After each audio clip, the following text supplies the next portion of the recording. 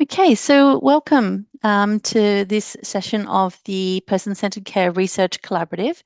This event has been organised by the IAS Person-Centred Care program, which is advocating for integrated, inclusive and responsive healthcare services that focus on the changing needs, priorities and preferences of individuals and empowers them to demand services that respect their identities.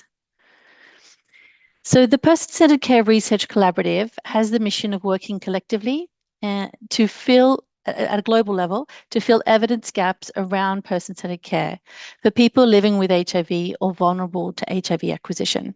And this collaborative will meet around 3 times a year.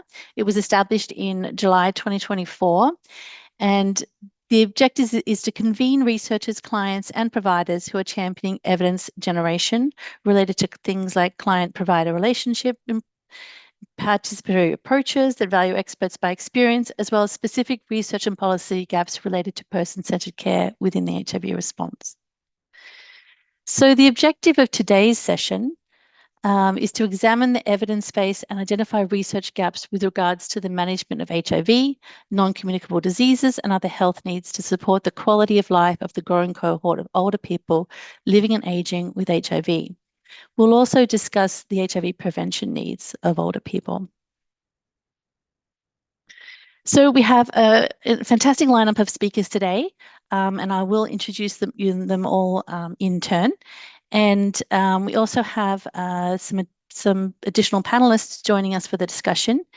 And we will have a Q&A function live in the meeting. So please scroll to the right-hand side of the control panel, and you should see 3 dots. At any time, you can ask a question, you can answer a question. So feel free to start discussing. We know that there's a lot of experts on this call. So please stay on mute unless you are presenting or if one of the moderators calls on you. And so please, use that chat function to ask or that specific Q&A function to ask and answer questions. You can also share your thoughts in the chat, any resources that you want to share. If you would like to ask a question or provide a verbal comment during the discussion towards the end after the presentations, please do raise your hand and wait to be called on. So without further ado, I will introduce our first speaker today. Reena Rajasuria is an associate professor at the Department of Medicine and a principal investigator at the Centre of Excellence for Research in AIDS at the University of Malaya in Malaysia.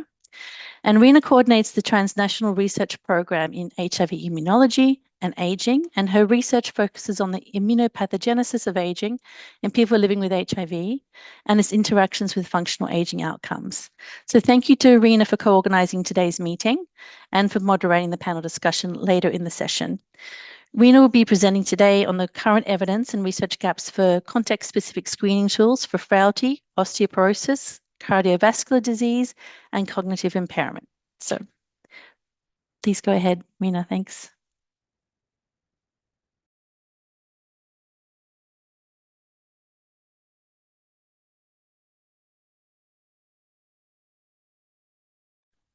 Hi, Emma, can you hear me? Can you see my slides? Yes, we can see you and hear you. Thanks. Great. Thank you. So thanks for the introduction, Emma. And in the interest of time, I'm going to jump right into my presentation. So I'd like to start by providing an overview of the current tools that we have for screening of these conditions. And I have summarized this into tables, and I won't go through these tables in detail, but suffice to provide an overview of what we currently have in our toolbox. And my main focus in this talk is really to highlight the recent research findings around screening for these conditions and emphasize research gaps that still need to be addressed. So this table summarizes the most common CVD risk prediction tools we have, which have been evaluated in people with HIV. And as you can see, it's only the DAD model which has been developed specifically for people with HIV, while the other risk prediction tools were developed in the general population. The main constraints of this tool is that they all underpredict cardiovascular risks, and particularly in women, individuals of Black race, and those with low to moderate CVD risks, essentially a group where accurate risk estimation is perhaps most critical.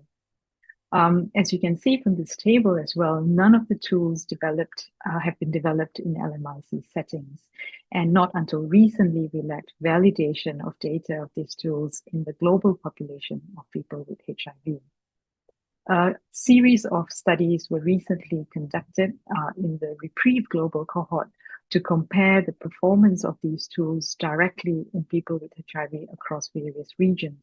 And I'm not going to go through this table in detail, but suffice to say that no single CBD risk tool performed optimally across the diverse population of global population of people with HIV.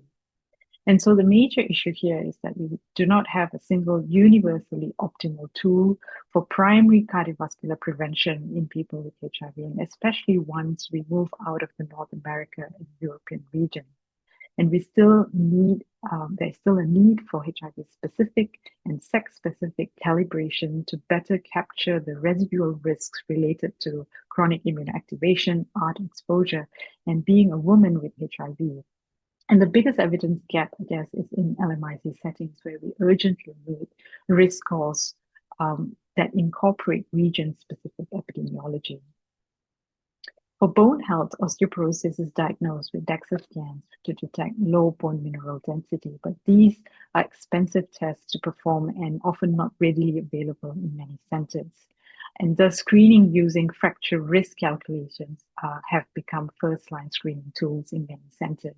FRAX is the most widely used tool and has been calibrated in many countries and regions, but it has consistently underpredicted the risk of fractures in people with HIV.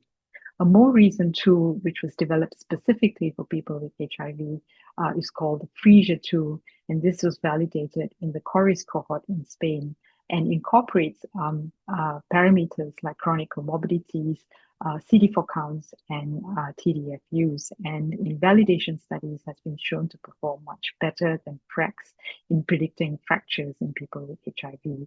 However, we need more validation studies before this tool can be used in our clinics.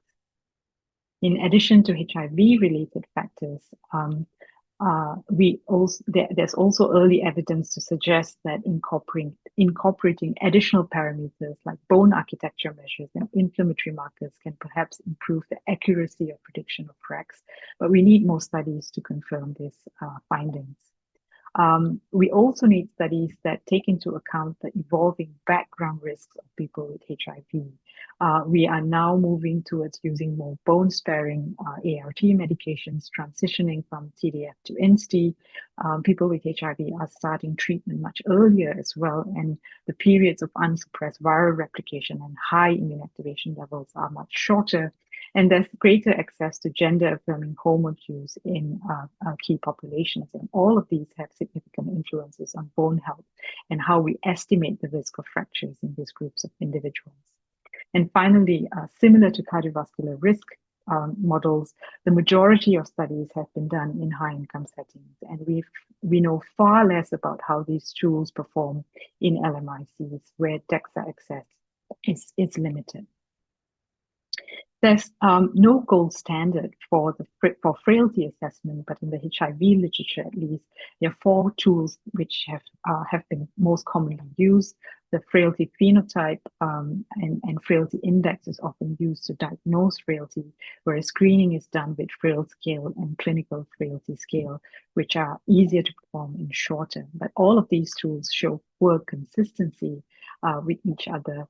And some of them are difficult to implement in clinic as well. Frailty phenotype, for example, requires a dynamometer to assess grip strength, which needs calibration yearly, and we need space to measure gait speed. For frailty index, there's a need to understand detailed information on comorbidities and symptoms. And this can be challenging when dealing with populations with low health literacy or where there's poor documentation and no electronic medical records. One promising development is the modified frailty phenotype, which was recently validated in the Phoenix cohort. And this replaced gait speed and grip strength with a self-report of poor mobility. And the assessment found that, it had a high predictive performance for both frailty and pre-frailty, and there was a good agreement with the original assessment tool, which is frailty phenotype. Now, as a field, I think we probably don't need more tools to assess frailty in people with HIV, but perhaps the strategy to harmonize how we assess frailty so we can compare studies and set global targets.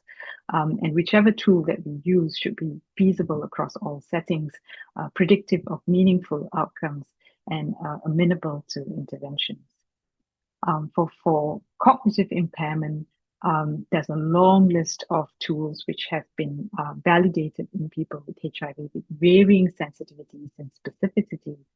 And I've summarized them here. All of these 10 tools, however, have demonstrated poor consistencies across instruments. And most of these tools have been validated in high-income English-speaking populations and lack the usability in populations with diverse language, culture, and low literacy levels. And so we really need more studies that perform cultural adaptation of these tools, especially across different settings in low-middle income countries. We also need studies that address the implementation barriers, as many of these tools need to be performed in a quiet space, extended time to complete, trained staff to execute, and sufficient devices, especially if these tools are digital tests. And these are not trivial issues in crowded clinic settings in LMICs. Across all four of these conditions, there are many shared system-level issues, but I've just listed 3 here. We still do not know for most of these conditions who to screen, when to start, and how often. And should this be different in people with and without HIV? We also need more implementation studies to guide strategies to embed these screening tools into routine HIV care with minimal added burden, both to the health system and to our patients. And as we move towards using more digital tools, we got to ensure equitable access, digitally inclusive access, so that these tools do not leave behind older adults who may not be familiar with technology and rural populations. I'll stop there now and happy to take questions at the end of the session. Thank you. Thank you, Rena. Our next speaker today is Yvonne Galice, and with over 20 years of experience, she serves as an honorary clinical professor at Brighton and Sussex Medical School and as a consultant in HIV medicine at University Hospitals Sussex NHS Foundation Trust. Her clinical expertise focuses on HIV in women, and she leads the Sunflower Clinic in Brighton, which provides specialised care for women living with HIV. Since Yvonne cannot stay until the discussion part of the program, I will open the floor for 1 or 2 questions for Yvonne directly after her presentation. I'll just hand over control to you now, Yvonne. Great, thank you, Emma, and thank you very much for inviting me to speak today.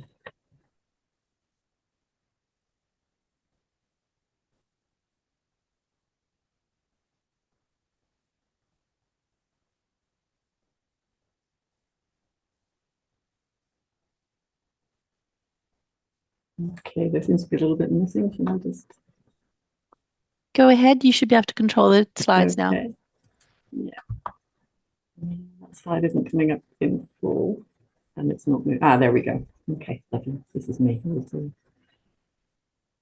Right. Sorry, I haven't put in any of these animations, so it's just picking up themselves. So I'm going to take things back a step. I mean, Rena's talk was absolutely excellent because it's really focusing on the tools that we need. But I think we're not even at that point where we're looking at women properly. So we know that 53% of the world's population living with HIV are women, and where they are living, there are different concentrations of those women in different continents and different countries within those continents. But the bottom line is these women are living and aging with HIV, and we still don't really understand enough about what we need to do for them. So if we think about people living with comorbidities and HIV, we know that in data from Europe, and this applies to other populations as well, the slides aren't moving on. We know that people living with HIV as they age are more likely to have more comorbidities than people living without HIV. And those comorbidities are very variable, but they are the common ones that we need to think about in the general population. So hypertension, ischemic heart disease, stroke, and then also things like COPD. So all of the tools that Rena was talking about, we also need to understand in this context as well for HIV. This is a systematic review that was published in HIV Medicine. So it was with my colleagues on Rafe and also Caroline Sabin, who's very well known to many people in HIV. And this was looking at 4 of the common disease areas in women living in people living with HIV, specifically looking at data on women. So we looked at cardiovascular disease, renal disease, bone disease, and neurocognitive disease. And we started off, and I'm showing you the flow chart because we started off with so many promising articles, 3,000 articles on our initial search. After we sifted through and removed duplicates, etc., we came down looking specifically for these 4 disease entities studying women, and we came up with 17 for cardiovascular disease, 6 for renal disease, 6 for bone disease, and 9 for neurocognitive disease, which shows the dearth of data remains an issue. And we have been talking about this for a long time, but it is still a problem. And when we look specifically at cardiovascular disease, which we know is an issue, we know that tools underpredict in women. And if we look at 6 papers looking at incidence of cardiovascular event, we know that women are at increased risk, and yet we are still not seeing enough movement focusing on women improving those tools. And data from Current Opinion on HIV and AIDS published in 2022 shows the extreme difference and the magnitude of the HIV-related risk in women versus men. And yet they remain under-researched. Globally, 52% of cardiovascular events are in women. So it's not just women with HIV, it's all women. They are under-researched.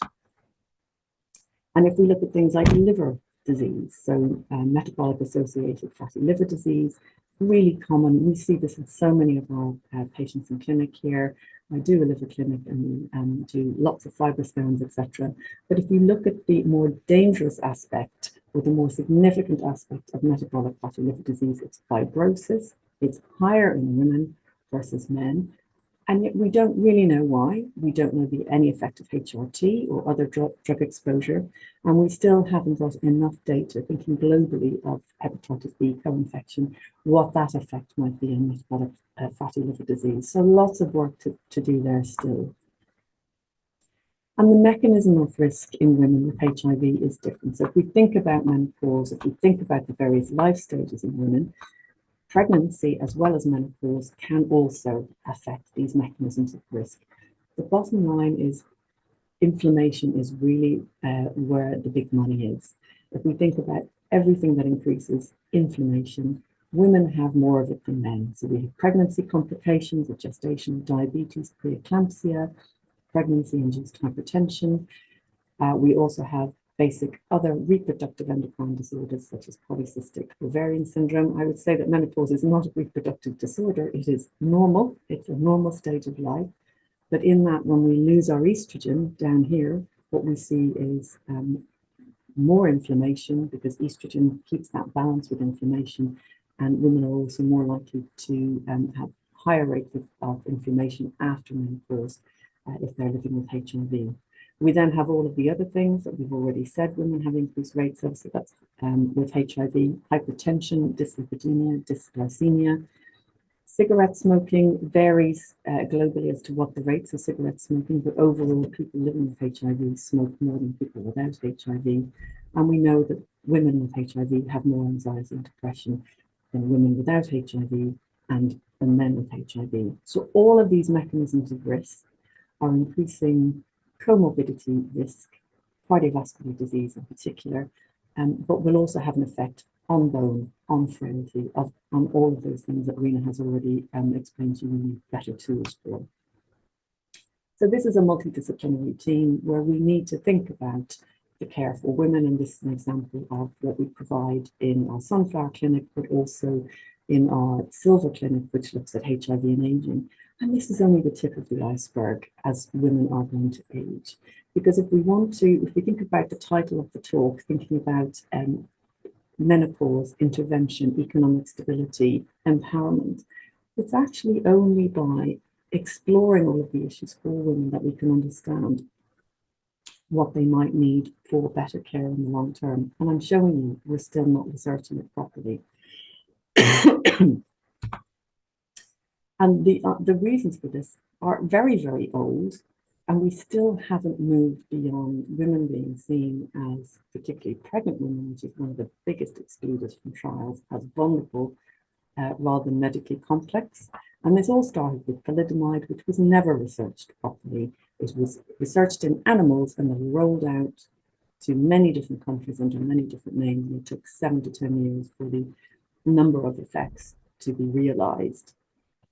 And they were very, very serious. 10,000 babies died as a result of thalidomide, and then many more survived, but with life-changing disability. But it was not researched. Research is something that we can do in a very programmatic, systemic way, where we can look for problems. But women continue to be excluded, and this is an example of an exclusion criteria: male partner sterilization. You're not going to get many women involved in trials if that's something that we are continuing to push. I haven't seen this for a long time, but this was within the last 10 years. And if we think about the barriers for women to participate in trials, this is where we actually need to empower our women. We need to talk to them in a culturally appropriate language that they understand about the relevance of being involved in a trial, the relevance of being involved in any research, whether it's a clinical trial or a qualitative study. We actually have to show them how important it might be for them in the long term, and really help them to understand, empower them to make a good decision so that we can increase their ability to participate in trials, and then also remunerate them for their time and for their participation properly. And if we look at all studies, it's not just HIV. Women represent about 23% of participants in many different studies of HIV antivirals, vaccines, but this also is the same in other non-HIV study groups. And these are the 9 research areas that when I launched SWIFT, which was a group trying to look at research in women, that we identified as being still big data gaps. Can I say we have filled these since we first identified these in 2016? This is global research, not just research in the UK. No, we haven't. I think we could still all say these are big, big research areas in which we need to improve. And let's just look at clinical trials, because we think we're getting better at recruiting women to to drug trials and targeted trials. So we have some trials which are 100% women. We need to get women into all of the trials. So this is a systematic review, which I think just shows the stark problem we still have. So regulatory randomized control trials should aim for 50% women and 50% non-white participants. And this systematic review looked at 24 phase 3 studies for drugs that were coming into use more recently. So this is from 2020. So the drugs that we commonly use globally, so it's dolutegravir, bictegravir, and then less commonly doravirine. And if we look at the global population of people living with HIV when these studies were ongoing, we can see that the majority, the biggest group were Black women, 42%, followed by Black men. Then we had white women, white men, and then women of another race or men of another race. What about recruitment to studies during that time? You see it's the complete opposite. It's 7% Black women, 17% Black men, 13% white women, and 50% white men. So we're, this is not in the not too distant past. We are still not getting it right. So we absolutely must empower women to be involved in those studies so we can understand how drugs might work differently for them with potentially a different side effect profile. But the problem is women just have not been at the forefront of our research and in research studies. And when women push back, maybe saying they haven't got enough time, or there's difficulties with when they might need to come, if studies need more frequent attendance, we need to empower women to actually show them that these studies are really important. And we know from the prime menopause study in the UK that we recruited 850 women to that study. Women want to be involved in research that is relevant to them, but they only know it's relevant to them if we tell them, inform them, and empower them to then be involved in that research. And I think that is still down to all of us. So I'm going to stop there. And I'm happy to take any questions now if people would like to ask me anything. So thank you very much again for inviting me today. Thank you so much, Yvonne. There's a question for you from Esma. Esma, would you like to go off mute and ask your question? Hello, everybody. Thank you for this very interesting presentation. My question is, does the difference in burden between men and women living with HIV resemble the difference which is observed between women and men without HIV, or this is HIV which places a larger burden on women than on men? So globally, 53% of the world's population living with HIV are women, so they are the majority, but they are not being recruited to studies in that same proportion. So yes, the burden is more on women globally, but we are not finding out enough about women in the same way. Men are getting the advantage there. Thank you. Thank you, Esma, for your question.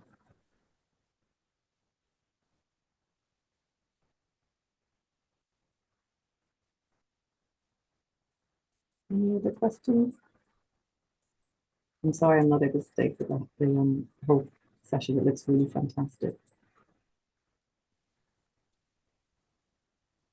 Anyone, any other questions for Yvonne? All right. Well, I think we'll keep moving, but thank you so much, Yvonne, for sharing your thoughts. Thank you very much for having me. Thank you. Enjoy the rest of the session. Thank you. Okay, thank you to Yvonne. Our next speaker is Thierry Kiplagat. And I'm just going to advance the slides. Sorry, I'm having some delays now with my slides.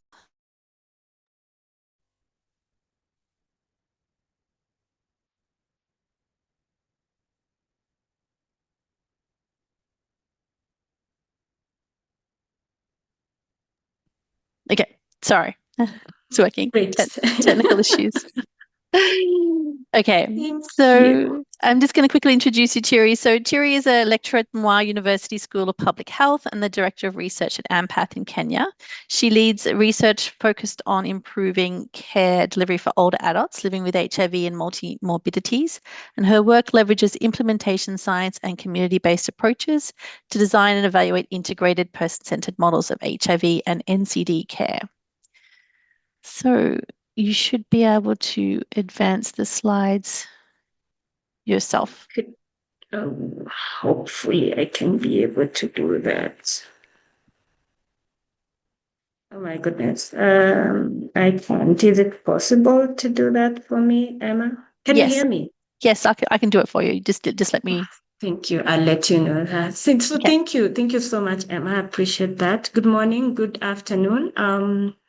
My presentation really focuses on some of the interventions that could modify or delay frailty, depression, and even some of the non-communicable diseases among older adults living with HIV.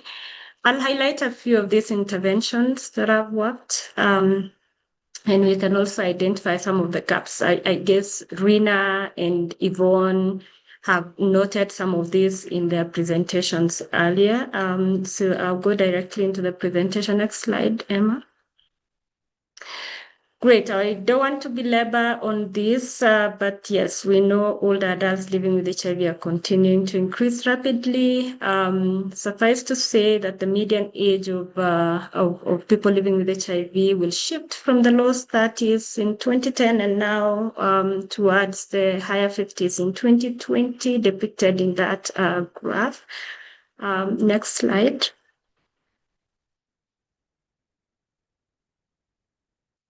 Awesome. But even while we see all this, our continued, siloed care, or what we call traditional HIV clinics, focus more on, focusing more on HIV, while not really cognizant on the realities that the older adults really face. And we here, I believe, calling into models of care that move beyond, this traditional siloed care to implementing integrated, person-centered and holistic approach to care.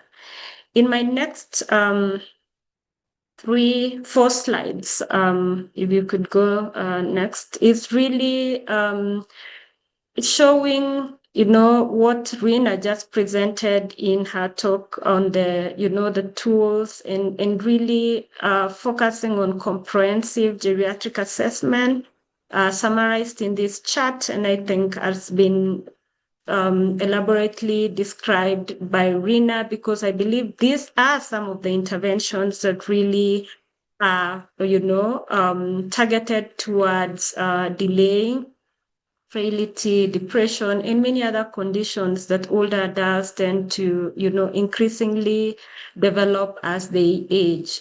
So within the EMPATH program, and as described in the next slide, Emma. Great. We adapted the WHO ECOPET tool and really used this to prioritize our older people living with HIV who are 50 years and above, to assess, issues related to cognitive decline, mobility issues, sensory function, mental health, nutrition. I think that's part of this form in the next slide. And then also the multimorbidity and polypharmacy related issues. So that is what we have continued assessing among all our older adults living with HIV. And they do this on a 6-monthly, particularly for those who screen mildly for certain conditions. So they want to continually assess those and manage them appropriately as they go by. In the next slide, we also ask several questions related to activities of daily living, in addition to instrumental activities of daily living, to assess, issues to do with ability to perform, the day-to-day activities on their own, or they're needing help for that. And with that, then for you as a clinician managing this person, you're able to begin thinking through, alongside the patient and the caregiver, if available, or bringing them into the clinic, to identify various ways that you can support this older adult to live. But focusing more on frailty, and I think I look at frailty encompassing, and that's in the next slide, a lot of, the various conditions that include, managing nutrition, managing the falls, improving, the early identification of declines, whether that is in neurocognitive, whether that also is in their mobility. So, implementing what I call a multi-component exercise, in addition to nutrition that encompasses both, vitamin D, and also nutritional advices on or counseling on protein meal, allows to build on those muscles. These are some of the interventions that we've put in place. We recently initiated those ones last June, and we're yet to evaluate both qualitatively and quantitatively as well from our medical records, to see how our patients who currently are on counseling, who are on vitamin enhancers, to be able to see how that is also improving. But from literature, this has been shown for sure to work. I mentioned the early identification of declines by conducting comprehensive geriatric assessment using the tools that I just shared. We are assessing our patient on a regular basis as they visit the facility, to assess their cognitive cognitive decline. And with those identification, it allows for clinicians to begin to manage them. Medication review, ensuring that we're looking at how many meds a participant has. Sometimes, of course, you could be on many medications, but they are very necessary medications. So counseling process, including also deprescribing those meds that are not necessary for this participant, is what is currently occurring within our environment as well. And then managing some of these reversible contributors to frailty, and those include, assessing for sensory loss. That's the eyesight, because the moment someone begins to, develop eyesight-related issues means, even seeing the places that they're walking in may be a problem, and they could, trip, fall, and that becomes a whole huge issue contributing to frailty in older adults. Issues to do with sleep assessment. Sleep becomes a very key issue as one grows old. They either become sleep deprived. So assessing, sleep among older adults. And, of course, yes, we are looking at prescribing, but there are circumstances where you also want to ensure that, you're counseling the participants on identifying, issues that they're facing that really affects their sleep patterns, and work through that process, the mood, the pain-related issues as well. And based on all this assessment in a multidisciplinary setup, referrals could happen. Our healthcare providers are also trained to manage, to a certain extent, some of these cases that they could identify. And then, of course, multimorbidity, the other chronic diseases from hypertension, diabetes, arthritis is one very common one. We have mental health issues. We also have kidney related. Managing all those is really, really very helpful among our patients as well.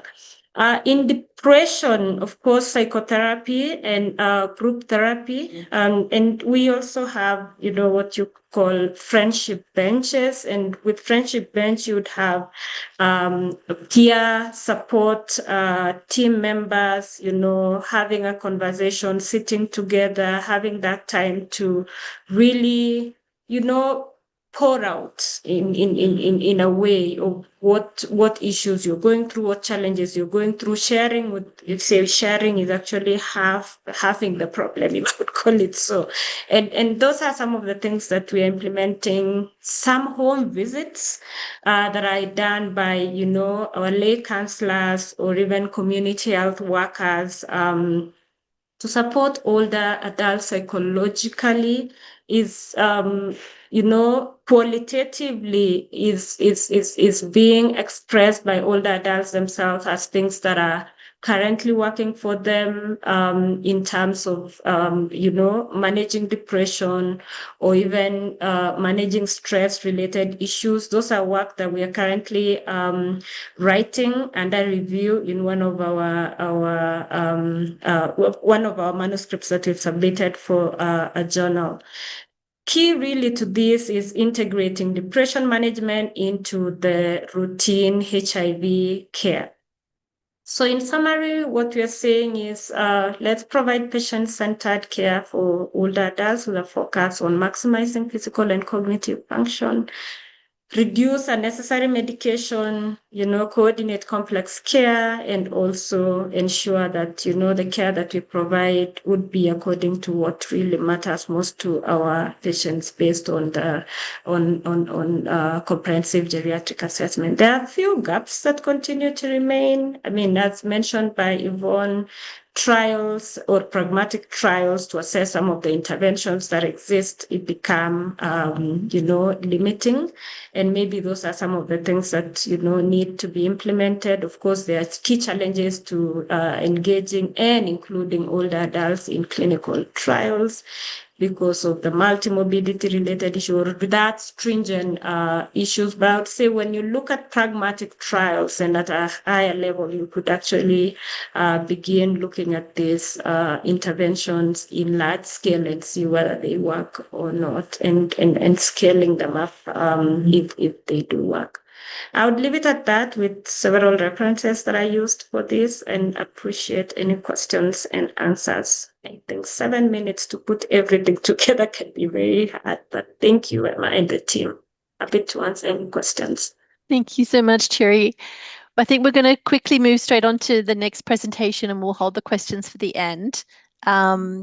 And yeah, Bonaventure is our next speaker. And Bonaventure Ukoaka is an early career medical doctor from Nigeria with experience in clinical care and public health research and programs. He supports care provision for people living with HIV while providing technical oversight to the state's HIV non-communicable diseases program integration. And he led the IAS-funded Person-Centred Care project in Delta State, Nigeria, and is currently training at the Desmond Tutu Health Foundation under the prestigious IAS-supported the Mark Wainberg Fellowship Program. Over to you, Bonaventure. All right, thank you very much, Emma. Okay. Just to confirm, I can move this from the end. Not sure it's working. Okay, all right.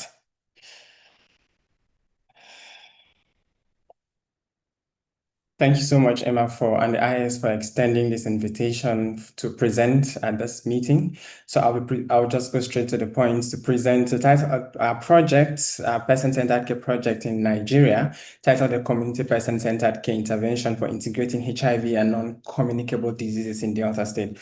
Well, not just to really overburden what has been said, but we know now that increased access to ART has ushered an era where people living with HIV are now living longer.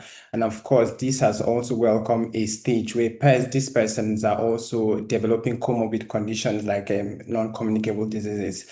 So in Delta State, which is in southern Nigeria, Excellent Community Education Welfare Scheme, ECUS, is the implementing partner providing HIV services to people living with HIV under the US-supported CDC SPID project. So in mid-2023, we have started a pilot and NCD project across 5 of our ART sites in Delta State, where we provided integrated non-communicable disease care focusing on hypertension, diabetes, and mental health disorders. And we noticed a high prevalence of hypertension amongst clients who were living with HIV. And this gave birth to the COMPEC project, which aimed to integrate person-centered care principles into routine ART services across our clients. We also decided to use that model to reach out to clients who were domiciled in riverine and creek communities, and also integrate the provision of these expanded and holistic non-communicable disease care to persons living with HIV.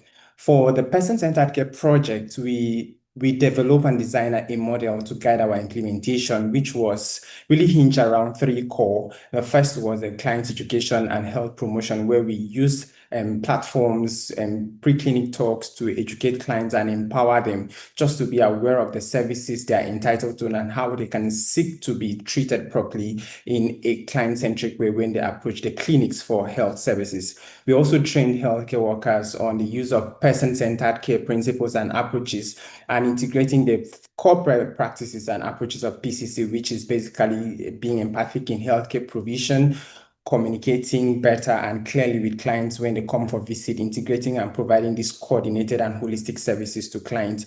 Within the core of our project, we also routinely conducted satisfaction and evaluation feedback surveys to ensure that the intervention was reaching the persons targeted, and also we are getting outcomes as desired. The person-centered care intervention was 2-pronged, basically to integrate NCD services and also to improve the wellness of persons at the clinic, targeted at ensuring that we optimize retention in care programming in our program, and of course, overall, increase the health outcomes of persons living with HIV. For the purpose of this presentation, I'll just be focusing on the early outcomes of the NCD integration. We will be able to showcase the other part of our PCC works and the experiences we got, the satisfaction surveys, and the qualitative interventions we did for our clients in subsequent presentations. Just for the NCD integration, We decentralized services from the facilities and took these services to the communities for clients who were willing to accept that model of our DSD, and of course, leveraging on the existing ART service models. For hypertension and blood pressure screening, we've prioritized the elderly populations, those that were 60 and above, and of course, the aging populations between 45, 50 up to 59 years. Other persons who presented to the clinic as much as they were 15 years and above were eligible to be screened for blood pressure. For diabetes mellitus, we use a preset risk stratification criteria for developing diabetes, which I'll be showing in our next slide, to screen clients for blood sugar. Then we also integrated mental health and psychosocial support into our clinics and conducted mental health screening at our clinics using an adjusted mental health screening tool. Within the Compact project, these are the persons we're able to reach. We delivered services across 2 communities and regions, and while care was clustered at 2 general population sites. For the age band, we're able to reach a diverse spectrum of care recipients, and of course, seeing those within the 45 to 59 age bracket, and of course the aging and the aged who were also able to receive care. For gender numbers, we reached out to more females in our program, and of course in our programs we have more females enrolled in care, which was not also surprising when we got this data from our set. So for early outcomes for the NCD screening, for blood pressure screening, like I stated earlier, we conducted screening for every individual aged 15 years and above who presented at the facility for ART services, and for those who also opted for decentralized community services, because not every client who would want to be visited in their communities for services. So for every client who accepted that they couldn't present to the facility but needed services to be offered to them in the community, we're able to provide the services to them.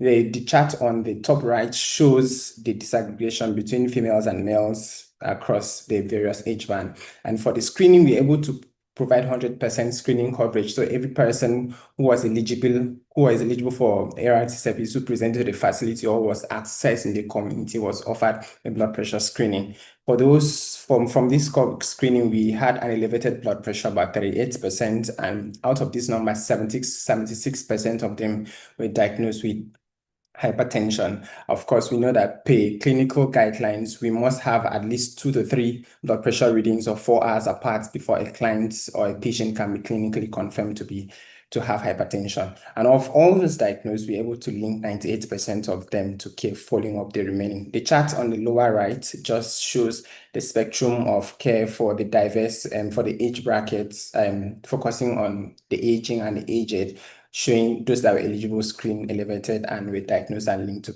care subsequently.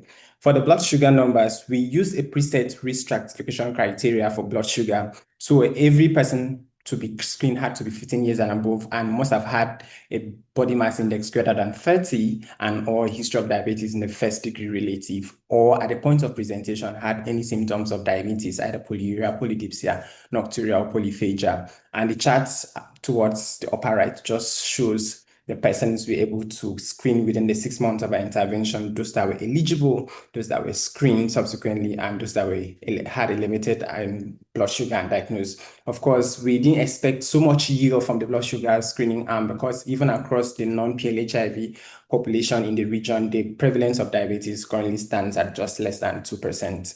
For mental health and psychosocial disorders, we used a validated 5-item adjusted mental health screening tool to screen PLHIVs for mental health and psychosocial disorders. From our results, we saw that most patients and clients presented with depression, over 46 of them. This data just speaks to the elderly population. For want of time, I'll just rush over this. So this is just a picture of the mental health screening form that we use to screen clients for mental health and psychosocial disorders. There are a couple of unmet needs we are not able to provide for our clients. So there is now need for subsidized medication access to our clients. So as global health and funding for HIV contracts, there's now need to build on and develop sustainable domestic financing mechanisms to strengthen care provision for people living with HIV with these non-communicable diseases. And we hope to strengthen local platforms such as the Delta State Contributory Health Insurance Scheme to make sure that PLHIVs who have been diagnosed with one or two of these non-communicable diseases can access medications through a subsidized scheme in the state. Stigma also presented as a major limitation and barrier to accessing care, as most clients who could not access care in the facility but would have wanted to have or receive services in the community also feared being identified with either healthcare workers in the communities, or the persistent stigma really limited the reach of our service providers and community healthcare workers to these clients. We also we could not also effectively integrate mental health services as the screening yield was low. We are hoping with the next phase we'll be able to use standardized tools and also strengthen the two-way referral system across our ART clinics and tertiary institutions providing supported and specialized mental health services. A couple of research gaps were identified, but I'll just summarize all of this.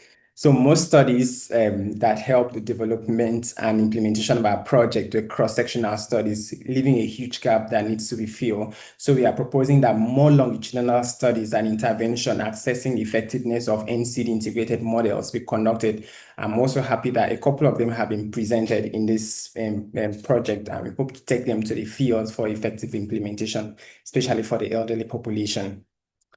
Then some studies also failed to address cultural norms, contextual factors such as cultural norms and health infrastructure, socioeconomic conditions. And I'm also happy that Vina was able to also identify that in her presentation. So this is a gap that needs to be filled.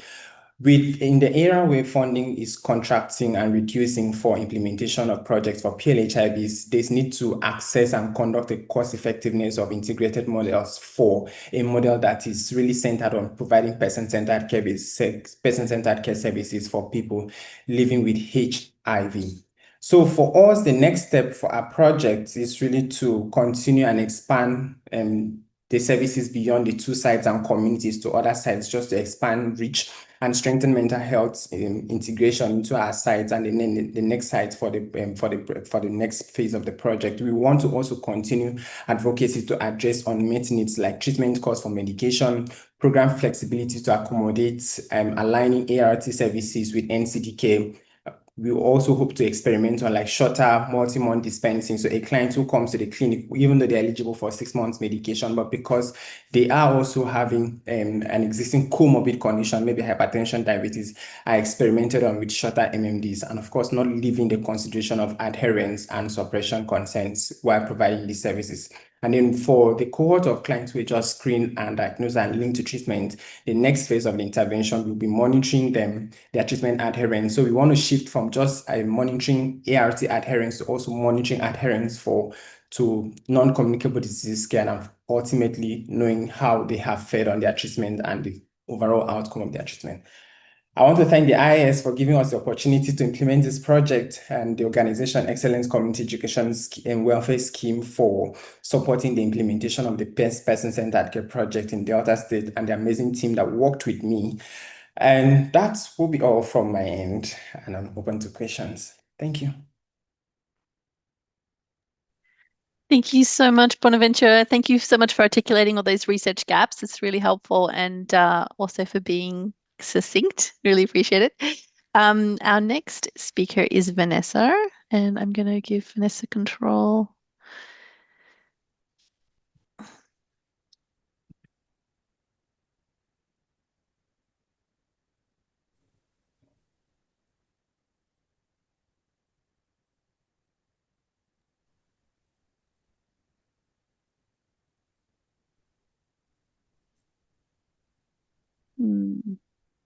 Vanessa, I can't find you in the list, so I'm going to adjust and move the slides along for you, okay? That's fine. All right, sorry. That's fine.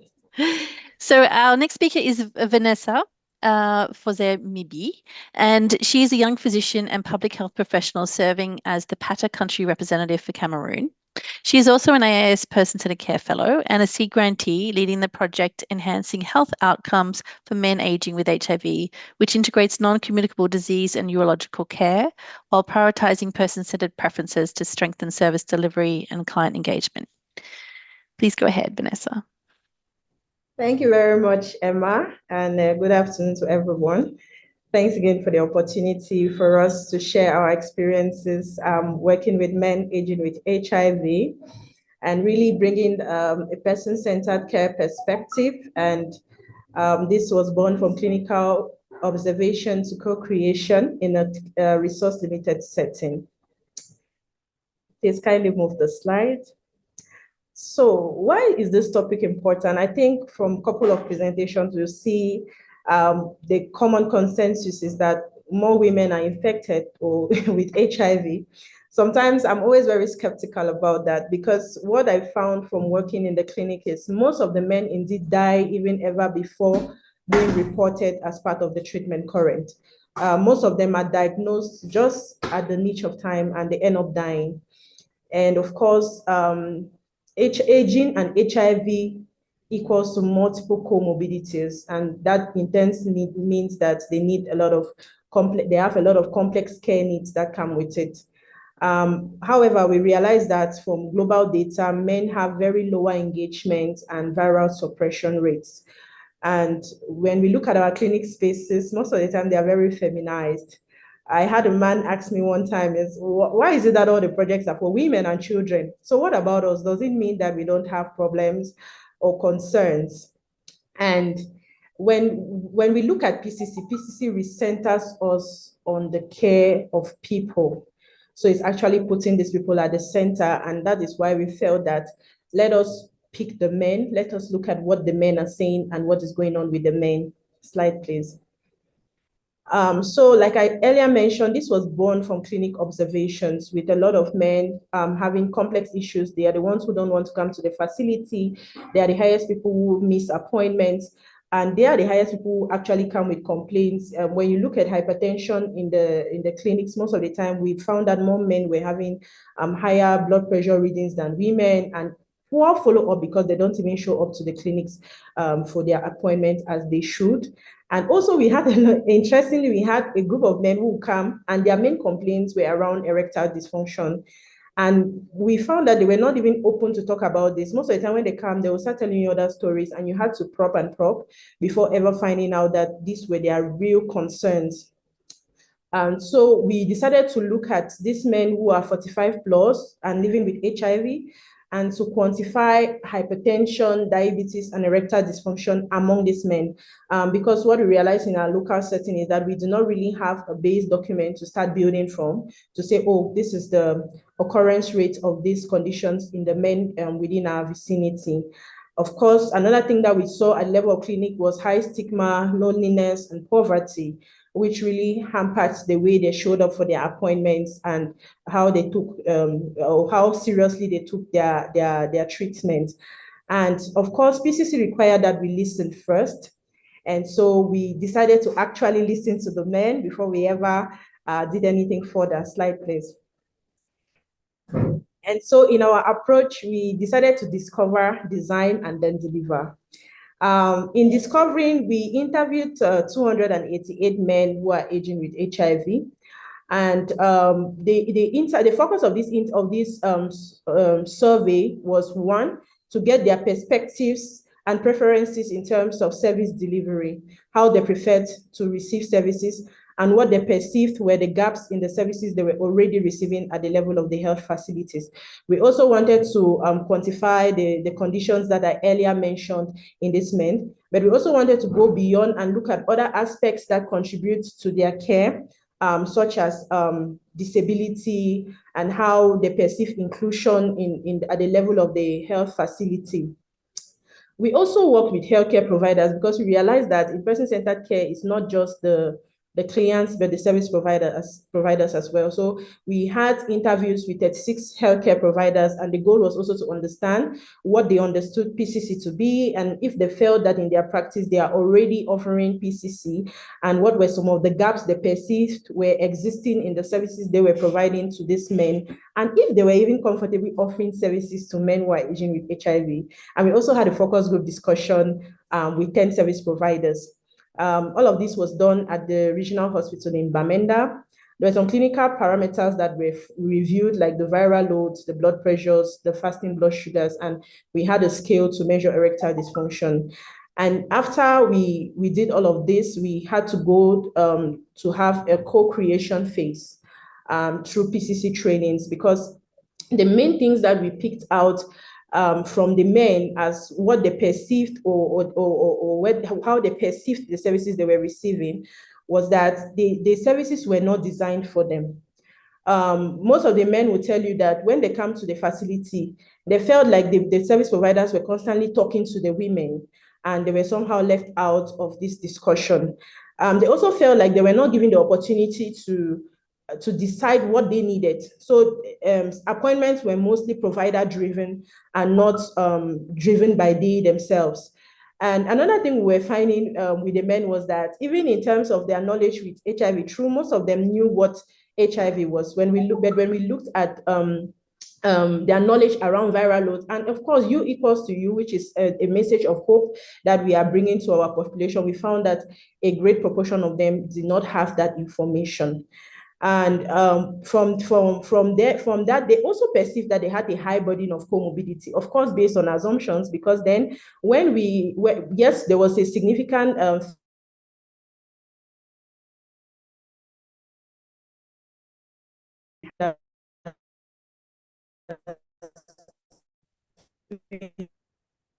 We're losing your audio, Vanessa. Sorry, can you hear me? Maybe if you turn your camera off, it might be a good idea.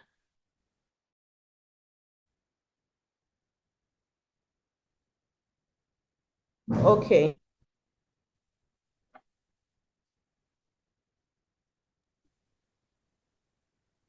Hello?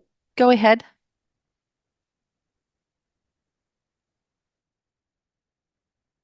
Can you hear me now? It's breaking up, but continue talking and we'll let you know if it stops again.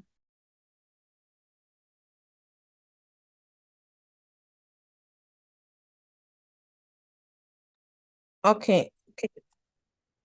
Perhaps I will continue with my phone. I feel like I'm having issues with the laptop, if you don't mind. Can you hear me clearly now? It's breaking up quite a bit, yeah. You're coming in and out. Okay. All right, I'll just keep speaking then. Okay. So we also had issues with communications. Many not asked about their concerns when they came to the clinic. They just felt like it was a place where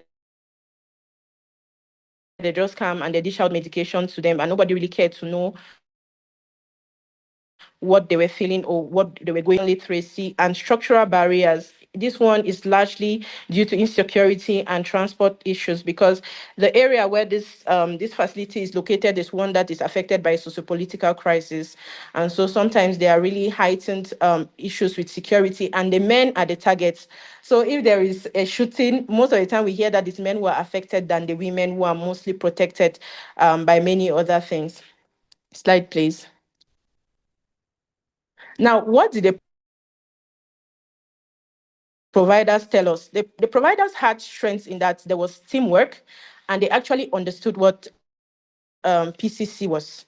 But now they acknowledged that in the facility, a lot of provider-driven scheduling was being done, and largely because they felt that the patients did not have a lot to contribute in their care. And they also acknowledged that there were instances where this facility in question has over 5,000 patients in care. And because of commodity issues, there are times when they have a lot of appointments on the same day because of the way the appointment scheduling was done. And so under that pressure, they can burst out, and the reaction or the way the patients receive services may not be the best. And we found that they themselves said they felt their services were not disability inclusive enough. And they acknowledged that they were more reactive rather than being proactive. And DSD, which is supposed to be one of the methods that should help them really structure care according to the needs of the men, they acknowledged was something they were not fully carrying out as they should have been doing. Details of all of these findings will be presented.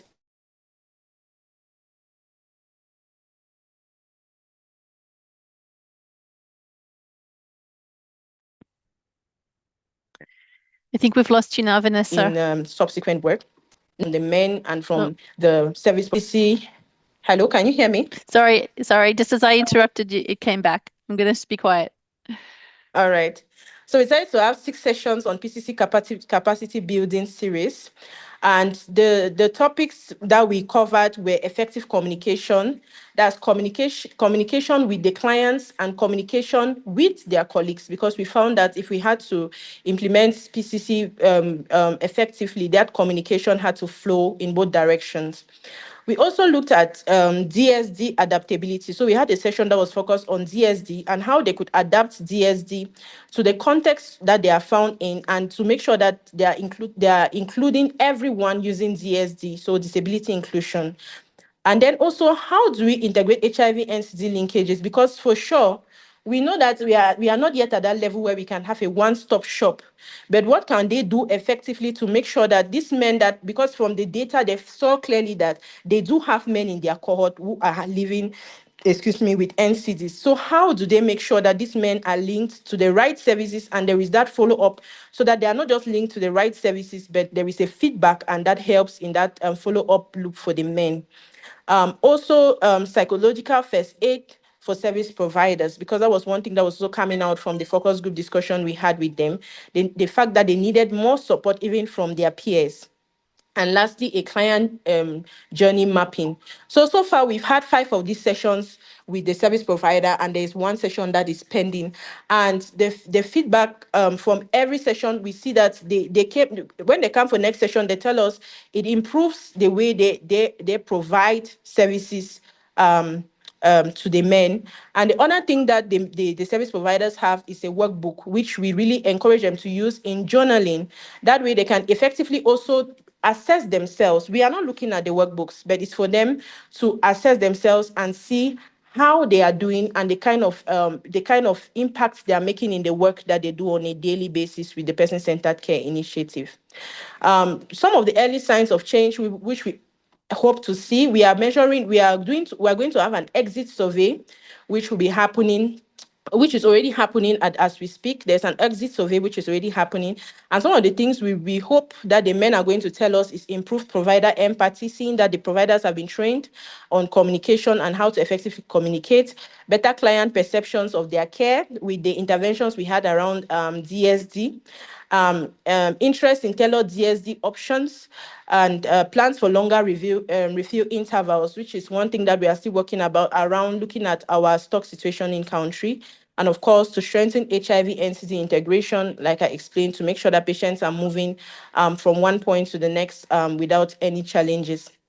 Slide, please. Okay, so what this work taught us, if you look at the T-shirts that the service providers are wearing, these are some messages that already, and we encourage these service providers to craft their messages, which we just put on the T-shirts they are wearing. And beautifully, we saw messages like, I am here to listen, not judge, that I see people, not files. So we saw that there was already a shift just from that interaction of getting them give us these messages. We saw that there was already a shift in the way they were perceiving the patients. They were not just seeing patients as statistics, but now they were seeing them as people who had a voice and had real concerns. And so we really saw that it helps the service providers to understand that they should start with the person and not the disease. And that in creating, because now we co-created these solutions with the clients by listening to what the clients had to tell us. And because they have been implementing the things that came out from the study, they are now seeing that it pays to co-create this solution with the clients and not just decide what they think, or they just decide that patients have nothing to contribute in their care. Of course, we also saw that it empowers both the providers and the clients, and PCC helps to improve retention and outcomes. I had a service provider who said these are men that she has been struggling with. There are some that now are coming to the facility even when she does not have to put a lot of effort to call as before.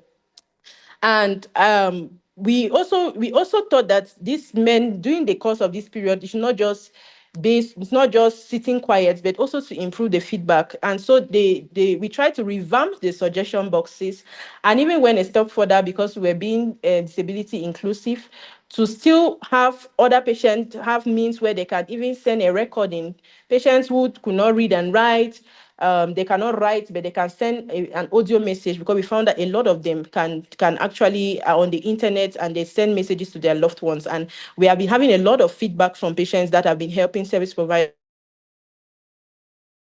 to really remodel the way they're providing services. So just concluding is to say that the aging men want to be seen and not just managed. And when we actually implement PCC, it transforms stories into actions. And in the resource limiting setting where we find ourselves, PCC is an essential way to go if we really want to achieve the kind of results that we are hoping for. We want to thank the IAS team, the men who contributed to this study, the treatment center staff of the regional hospital, and the consultancy that helped in the data collection and analysis of the data. Thank you. And in the last slide, you just see that when we practice PCC, it makes our healthcare providers happy. Thank you. Thank you so much, Vanessa. I love all the t-shirts and the messages, and thank you so much for persevering through that audio issues. We heard you well. Our final speakers today will be the co-chairs of the Lancet HIV Commission on Aging and HIV, Amy Justice and Kerry Althoff. So Amy is a clinical epidemiologist and a general internist at the Yale School of Medicine in the United States, and the creator and leader of the Veterans Aging Cohort Study, an ongoing longitudinal study of more than 170,000 United States veterans living both with and without HIV since 1996. And Kerry is a professor of epidemiology at the Johns Hopkins Center on Aging and Health, also in the United States. Kerry uses large-scale longitudinal data to answer otherwise unanswerable questions and improve health, particularly for populations underrepresented in research. Please go ahead. Thank you very much for the opportunity to speak to everybody today. Can you all hear me well? Yes, we can hear you well. Okay, I can't turn on my video for some reason, but that probably shouldn't matter. You don't need to see me, you need to see the slides.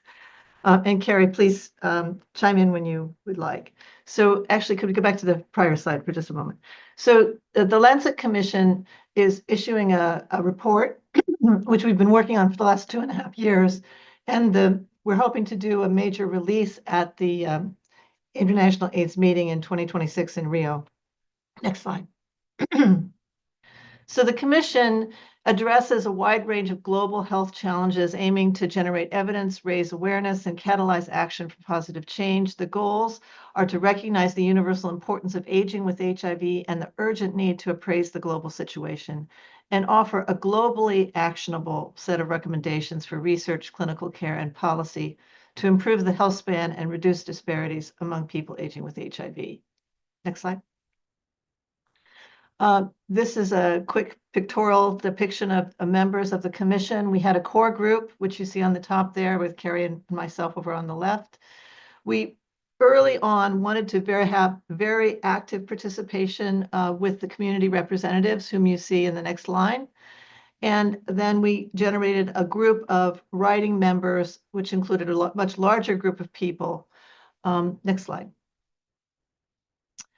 Just in case you would like to know who the community representatives were, they're listed here. Next slide. Once we'd selected the community representatives, that was via the co-chairs who invited core members to lead each writing group, and the co-chairs and co-members then invited community representatives, so that we had 2 community representatives on every writing group. They attended regular writing group meetings. They had active participation and discussion as we were putting together the report, and they reviewed all the drafts. Next slide. This was a 2.5-year work of labor of love, I like to say. We began with identifying themes. We had and initial writing groups. We then had a face-to-face meeting at CROI last year to review the completed draft and planned revisions. We worked on revisions over the summer. And then we asked for community feedback from the larger community over a month-long period this year. We then have been undergoing revisions, and we're planning to submit actually next Monday. And then, of course, there will be revisions that will be required after peer review, and we plan the release in Rio next year. Next slide.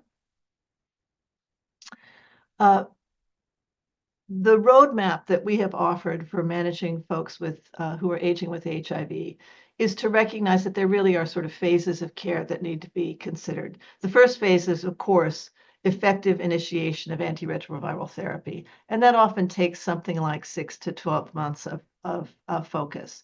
But then there is a longer period where we really need to be thinking much more largely about the patient's needs and integrating those well into care. And that includes recognizing that as people age and develop multimorbidity, we need to shift from a disease focus of individual conditions, whether they be HIV or particular diagnoses like diabetes, to a focus instead on maintaining physical and mental functioning overall. And finally, of course, the end of life, considering end of life planning. Next slide, please. So our key conclusion is that health is not the sole purview of healthcare providers or their institutions, that people aging with HIV, their caregivers, their communities, and the larger internet community have essential roles to play, and that barriers to overcome include healthcare silos, internet access, health literacy, the digital divide, HIV and aging stigma combined, and a healthcare checklist mentality. Echoing very much what has already been said at this session of how important it is to individualize care and personalize care. Each individual is unique and must be central in determining the goals of their care throughout the process. Next slide. Our key observations include that more people are aging with HIV than ever before. Their healthcare requirements differ in important ways from younger people with HIV and from people aging without HIV, as has already been pointed out. Older individuals are more likely to be diagnosed late. Prevention and screening need to be better tailored to this population. Despite viral suppression on ART, people aging with HIV experience a greater burden of multimorbidity and physiological injury at earlier chronological ages than people without, and that this excess burden is in part driven by HIV itself. No matter the age and HIV diagnosis, the excess burden of multimorbidity and physiological injury over the lifespan can be mitigated with timely and effective health care, decreased substance use, diet, exercise, social integration, and most importantly, community engagement. Next slide. Once an effective ART regime is started, healthcare should focus on maintaining viral suppression and minimizing other causes of chronic inflammation. Chronological age is a poor proxy for physiological age. Guidelines should specify the survival time necessary to benefit from an intervention, and once people have less than 10 years of expected survival, an increased focus on what matters most to the individual is absolutely indicated. We need to minimize adverse effects of polypharmacy by considering individual priorities, choosing non-pharmacological treatment, and avoiding potentially inappropriate medications. Finally, we must also have an adaptable approach supported by digital interventions, these offer a pragmatic way to shape healthcare for people with HIV, especially in resource-limited settings. Next slide. And I had 5 minutes. I wanted to cover things quickly and happy to answer any questions if there's time. Fantastic. Thank you so much. This brings us to the end of our presentations, and I'm very pleased to hand over to Rena to introduce today's panelists, and I would also invite all the presenters to come on camera for the discussion. Thank you, Emma. Thank you, Amy, for the presentation. I'm going to move on to the panelist session discussion now, and I know we are very short of time, so I'm probably going to take an additional 10 minutes or so and try to wrap this up in the next 20 minutes. I have the pleasure of introducing our panelists today. We have 3 panelists. We have Andrew Tan, who's the president of Kuala Lumpur AIDS Support Services, and where Andrew has provided counseling and support for newly diagnosed people living with HIV since 2002. We also have Linda Gail Becker, who is the Chief Executive Officer of the Desmond Tutu Health Foundation and the Director of the Desmond Tutu HIV Center at the Institute of Infectious Diseases and Molecular Medicine in the University of Cape Town. She's a physician, scientist, and an infectious disease specialist. And our third panelist is Eugenia Sigler, who's a Professor of Emerita of Clinical Medicine at Weill Cornell Medicine in the Division of Geriatrics and Palliative Medicine. She is a member of the Medical Care Criteria Committee for the New York State at AIDS Institute Clinical Guideline Program, and the Clinical Quality Advisory Committee, where she co-chairs the Long-Term and Lifetime Survivors Subcommittee. So we have pre-prepared some questions for the panelists today. Just trying to get, okay, yeah, I see all of you, thank you. And we've divided the panelist sessions to the panel session discussion to two sections. First, on service delivery models for aging people with HIV, and second, on HIV prevention for older people. I'm probably not going to have time to go through all the questions, so I'm going to. I will ask my panelists to keep your responses succinct, and we'll try to get through as many aspects as possible.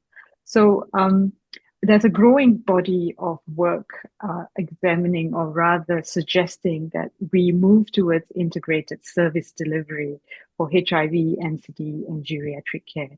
But a lot of our evidence so far have come from high income settings. I would like to start with Eugenia. What does the current evidence say? What have we learned from the various centers which have already integrated care, and how do we bridge the evidence gaps from a high income to low middle income setting? I don't think that the evidence is strong enough to have a model that fits all, and we are at a place where implementation strategies are trying to be effective ways of determining what kinds of models are effective. What I will say is that even in high income countries, the same complaints, the same frustrations are evident. Not enough time, no respect, difficulty in accessing subspecialty care, failure to address aging. So while higher income countries have more resources in the aggregate, at the patient level, I think they've had lessons that we all can use for the rest of the world. One of the things that I want to bring up, and then I want to let some of the others comment, is I guess two things. One is that we're still focused on implementation level at the consumer provider level, and the research in terms of systems or structural level changes really I think is not as well developed as these smaller models. The other thing that I'll just comment on as an example of where the reality doesn't meet the research is frailty, and how those of us who've worked in this field for a while find frailty fascinating and full of opportunities to think about what we need to do, but it's a confusing concept at the patient and the provider level. And so I like to use that as an example of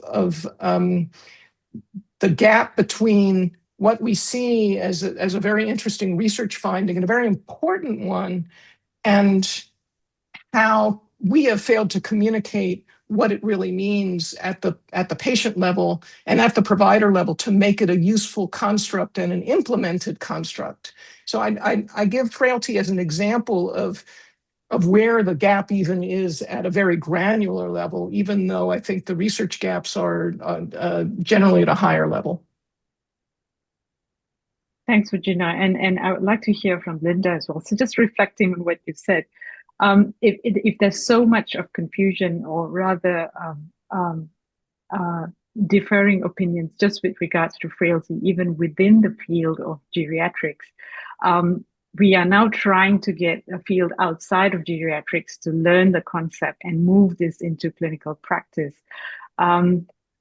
Linda, I think in low middle income countries, we've done really well with DSD models and moving HIV treatment into the community. Do you see any of these aged care aspects being able to fit within these DSD models, and can we take it that way?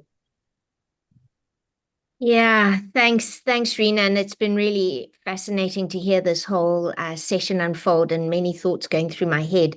You know, let me say, first of all, our epidemic is really kind of now beginning to age in front of our eyes. And I represent a country where 6.5 million people are on antiretrovirals. We still have 2 million to find. So just kind of coping with ARVs and running a good HIV treatment program is already pretty overwhelming. But I think we are becoming, and this is really what I see, our first order of business here is just to create awareness that this whole sort of cohort is now moving into the aged paradigm, and this notion that we really do want to impact the fourth 90, which has to include health span, as well as, extending longevity. And so we have, just for your information, rather ham-fistedly, just as a clinician society here, written a set of guidelines.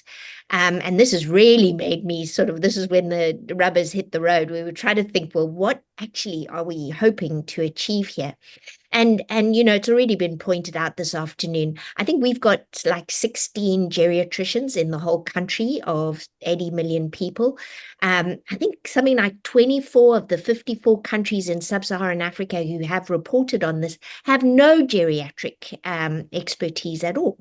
So all of this care has to happen at primary health care. And by the way, most of it is nurse-led.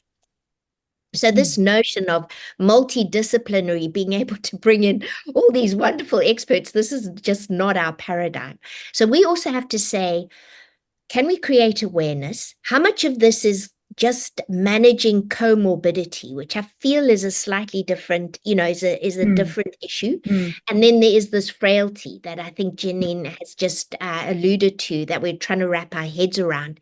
And how do we bring that into the primary healthcare arena, where this nurse who has to deal with everything else at the moment, what she knows is she needs viral suppression. That's what she's gunning for, at all costs.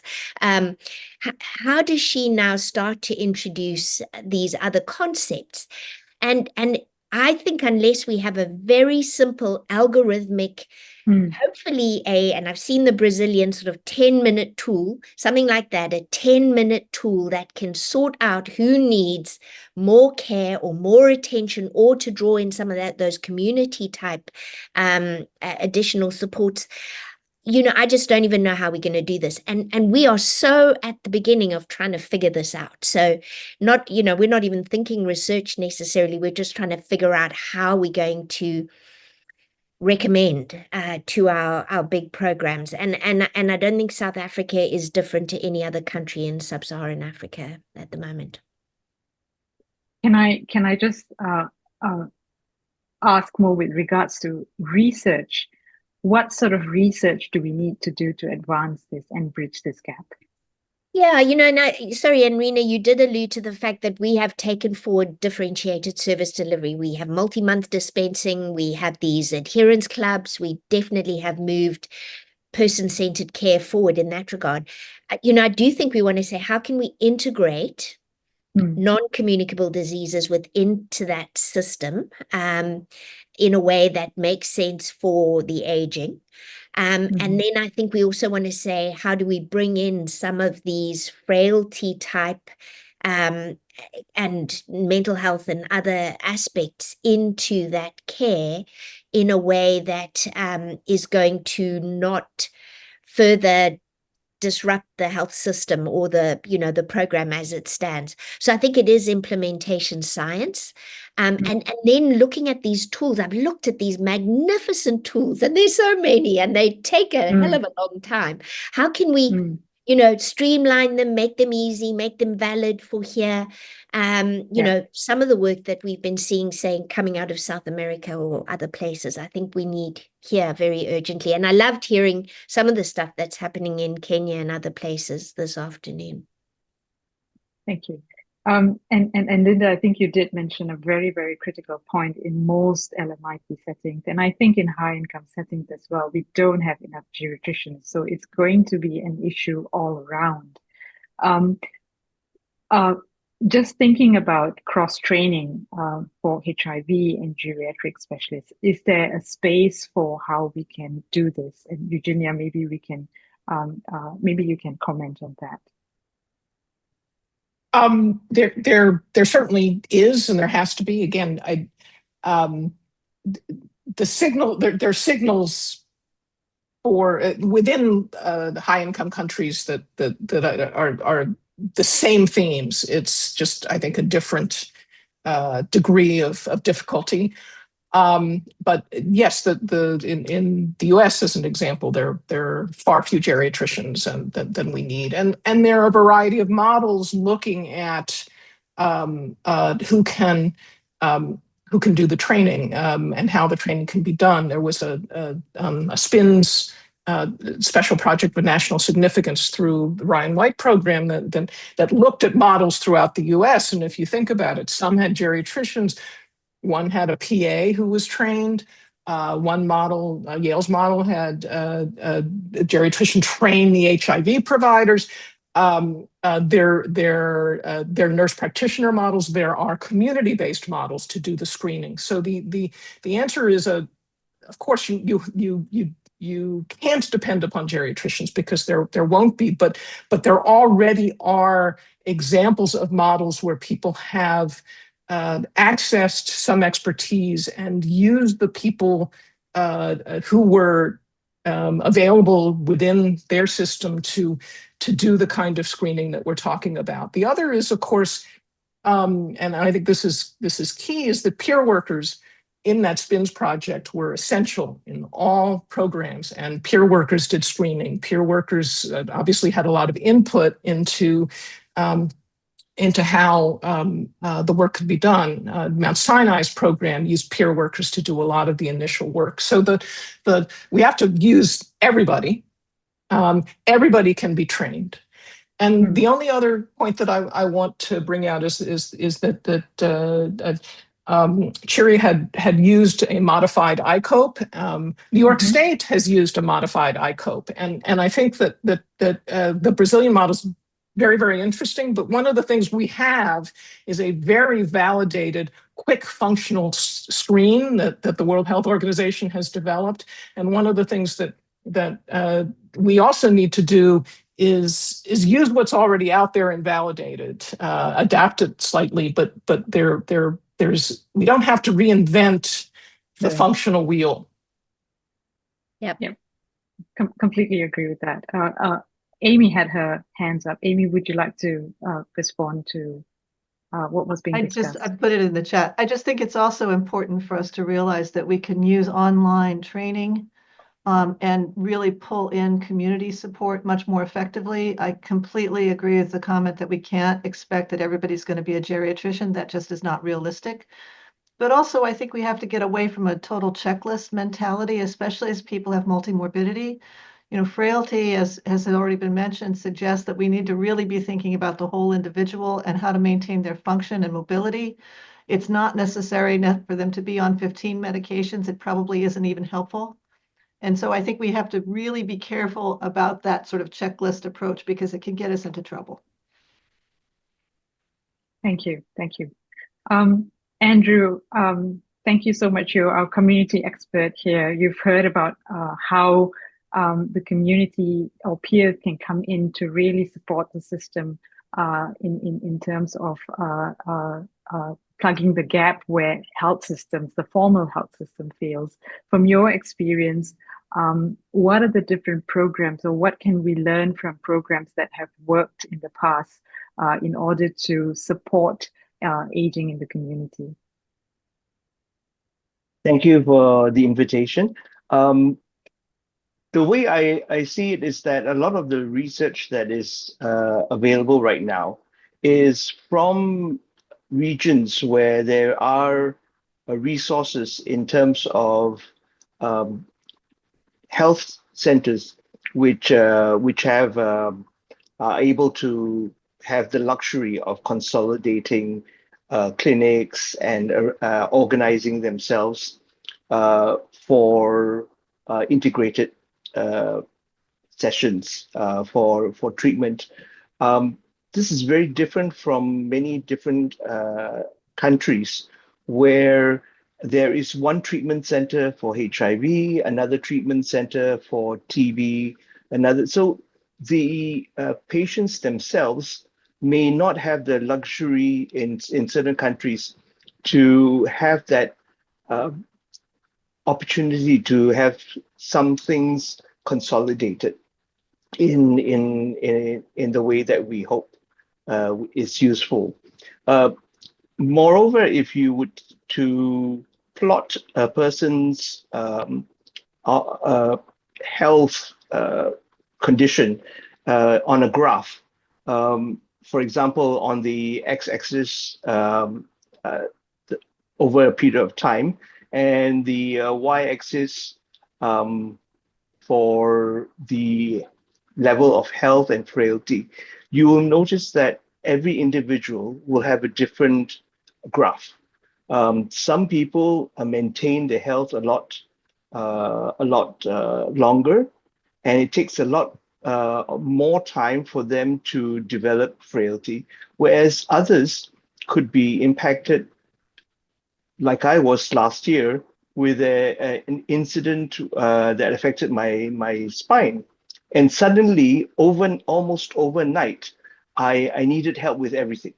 So that was a really good wake-up call for me to realize that what if this was my reality in the future, when I would depend on someone to do almost everything for me, and having to navigate the corridors of the hospital in a wheelchair made me appreciate the design aspects of the ramps in the wheelchair and everything. It really opened my eyes. So until we get to that, we don't seem to hold much weight or importance in that until we face it. So our idea is that as part of the community, what we need to do is create a discussion on the anticipation and the preparation of aging with HIV, as well as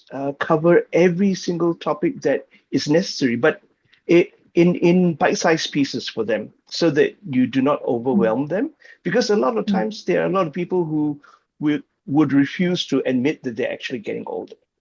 Right? It takes a lot for them to realize that yes, I do need to take care of my health, and even up to the stage of bringing up a topic like planning for funerals and things like that. So it's a part of a reality that nobody wants to talk about, especially frailty. But the thing is that it's necessary. So being part of the community, if we are able to be trained in those aspects, we could probably work hand in hand with the geriatric department to implement this a lot more. Thank you. Thanks, Andrew, and you're absolutely right, and echo what Jinya and Linda Gale mentioned about building awareness and really training community to drive a lot of these awareness, and so that this can really bridge the health system as well as the community needs. I do want to touch on HIV prevention in older adults as we wrap up, because this is a topic that's often not discussed at all. And over the last years or decades, we've seen that HIV acquisition in older adults is slowly ticking up. It's a slow, insidious rise, but it is happening, and it's been reported in almost every region. But essentially, HIV prevention services are just not targeting older people, our older community. What do we know about the gaps in their vulnerabilities and their needs, and how do we make sure our HIV prevention services reach this community in a more tangible way. Linda Gale, can I get you to comment on this? I mean, it's a tough one because, you know, I'm a great advocate of prevention, but all the talk at the moment with the funding crisis is how do we get the biggest bang for the buck? And you've already mentioned, although incidence is creeping up, it is not where the kind of major incidence is sitting. And so all the talk, certainly in my region, is about how we get to young people and young adolescent girls and young women and young key populations. And so it's a real conundrum because it really is about resources and sort of sharing those resources out over a broader spectrum. So I do think, again, it's around awareness. It's really about getting to the communities and healthcare providers beyond the chatter. The chatter is, you know, young women and girls, young key pops, maybe pregnant people in my setting. And so, you know, I think the best thing again is going to be awareness and making sure that these are accessible. But you know, it's not going to be an easy task simply because of prioritization at the moment and just a lot of pressure. But I think the best we can do is make sure those services are available. And maybe it's not going to be the expensive newfangled stuff, but at least making sure that prevention in terms of condoms and oral PrEP is available across the board, I think is really important. Thank you. Andrew, you've been involved in a lot of HIV prevention services here in Malaysia. Have you seen or have you engaged with communities, the older communities, and what do you see on the ground in terms of what are their needs? When we look at the older community, I believe that most of the time it is the assumption or the lack thereof of their own personal risks that is the major hurdle. Many of them may have been in a relationship for many years, and what triggers the exploration of other partners may be the passing of a partner. It may be the breakup of the relationship, and it's the first time in 30 years that they have probably gone out to a club. And somehow that connection of taking a risk it does not equate with the excitement of having a closeness or a relationship that soothes them at that point in time and a lot of times it is a case of the wrong timing for having unprotected sex. Basically, that's what it boils down to. Because when you look at someone who is getting older in general, we look at three major things: their health, their physical condition, as well as their personal life. So with health, it's basically under control at the clinics and the hospitals where they go to, the ailments, the injuries, the polypharmacy, as they age. And the physical, it's more on as they age and they retire from work, the geographical location physically changes. They may move to the country. They may move to a rural area where life is easier or less expensive than a city. And doing that, their social network changes as well. Their interactions with people, their encouragements. And with that, also the strength being maybe more sedentary, not moving as much. And then when it comes to the personal level, we talk about things like their relationships, the relationships with their family members, their parents, And as the people around them age and pass on, they tend to be even more alone as they themselves grow older. Their support system changes, the sense of belonging, the sense of being connected to either a religious organization or a support network or even a support group evolves over time.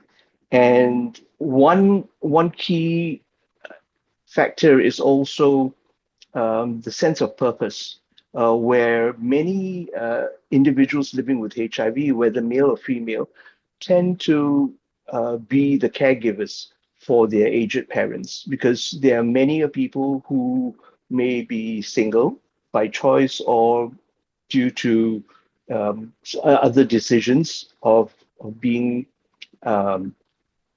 older, unmarried, and when the person that they care for, the parent, passes away, they lose their sense of purpose.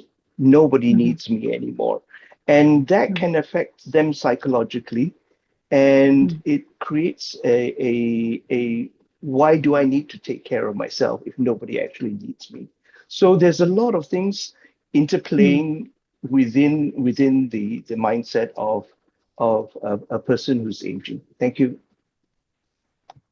Thank you, Andrew. And I just want to note that Amy, Esma, as well as Dr. Ishra have all echoed to say that providers also play a big role in terms of testing. And it's not something that we offer our older patients who come into our clinic, even when symptoms are quite severe. And thank you, Eugenia, for the framework for sexual history taking and the goals for adopting a person-centered approach to sexual health. And those links are in the chat for those who are interested. I'm very cognizant of time. Thank you very much to our panelists. I'm very sorry that we had a wonderful panel, but really too short a time to get and really dig into things. But I guess just to summarize what we've discussed here in terms of integrated care models, it looks like it is, I think every center is probably going to be trying out different models based on their capacity. And it's not necessary that what's worked in one setting might work in another. And we really have to just learn, do more implementation research and try to identify the core aspects that have been shown to be successful and try to emulate that moving forward. And in terms of prevention, it's really about building awareness in the community and working with the older population to do that, and also building awareness with our HIV providers about providing testing to our older community members. Thank you very much, Linda, Gail, Eugenia, and Andrew. I'm very sorry that we couldn't go through more detail and would really like to have you all in another session at some time. Emma, I'm going to hand it back to you to close. Thanks, Rena. Thank you so much, Rena, and thank you so much to all our presenters and panelists today. It's been a really fantastic conversation and really helping us as we develop the research agenda for person-centered care. So I think you've given us a lot to consider here. Please stay in touch with the Person-Centered Care Research Collaborative. We'll have some more themed sessions next year, and we'll be in touch with you all to share the slides and the recording from today. So thank you so much for sticking with us. Thank you. Have a great rest of the day.